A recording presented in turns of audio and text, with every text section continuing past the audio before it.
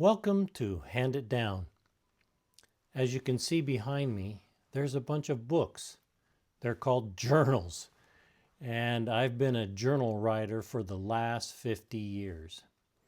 I was inspired to write my own journal on either a daily or weekly basis from my grandfather. And he provided a written journal for a 4-year period while he lived in Hawaii.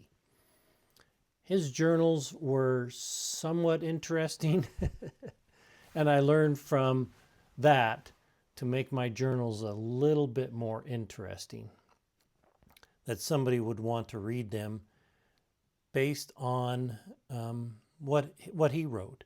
And I'm grateful that my grandfather wrote in these, quote, diary or journals, because I got to know him when he was younger.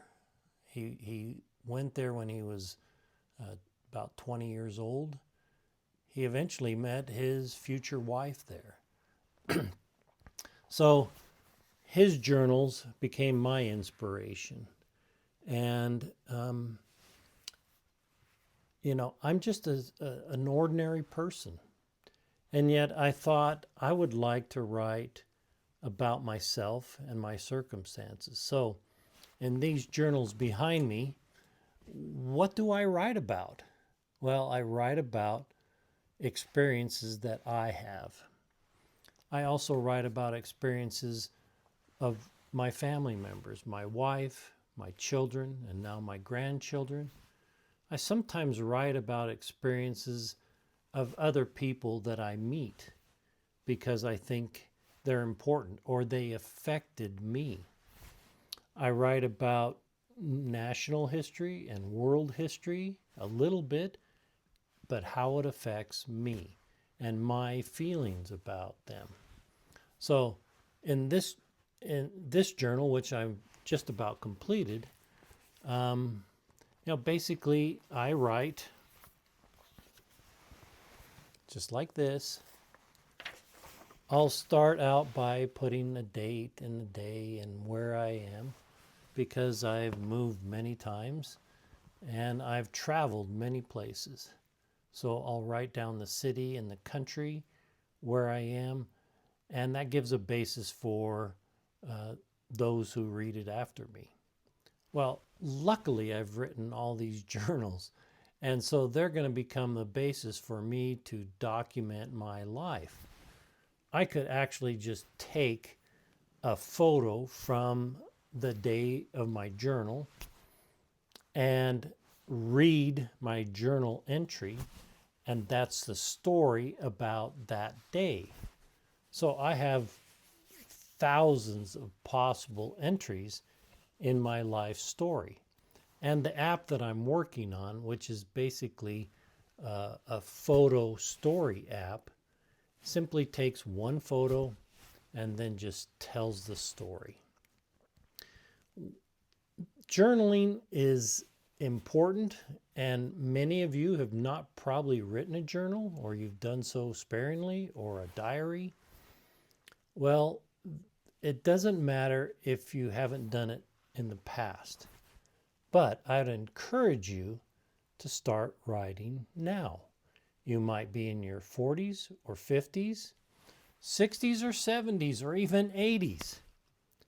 But if you'll take an empty journal and start writing in it now, it could at least put down on paper some ideas that you have. It might be ideas of how you want to finish your life, how you want to write your personal stories, how you want to create a legacy for your future generations. Basically, this is creating a treasure, your story, their treasure, and do it now. How much can a book cost? $15, $20 for a nice journal? You keep it. That journal becomes the treasure for your children, grandchildren, great-grandchildren, and beyond. So these books, even though they're in writing now, they can be digitized in the future. There'll be photos of them. Transcripts can be written in the future using AI. So my journals, even though they're in writing and I carry my journal whenever I travel, I've been able to document my entire adult life. I'm glad that I did it, and I'm glad that I'm still doing it, because I anticipate that I'll live to be about 103. That's my goal. Well, that seems like a strange thing for a person to have a goal of how long they're going to live, but it keeps me from driving crazily. I don't want to get in an accident. I try to take care of my health, and I don't get involved in too many sports that will limit my lifetime. I don't plan to climb Mount Everest, for instance. 103, well, I had my aunt lived to be 103 years old. She just barely died. I have most of my dad's brothers lived in their mid-90s and late 90s. And so living right is very important, because if you want to live to be a ripe old age and not have early onset of Alzheimer's or dementia, then do what you can to eat right, live right, exercise, and hopefully we can all live to be a ripe old age. So I'll probably continue my journal writing until I can't write anymore. And I noticed that with my father, for instance, he could continue to write until he stopped reading. And as he stopped reading, his writing ability diminished. So I think as long as I continue to write, it'll help train my brain to be able to remember how to spell words and to remember how to organize words on paper.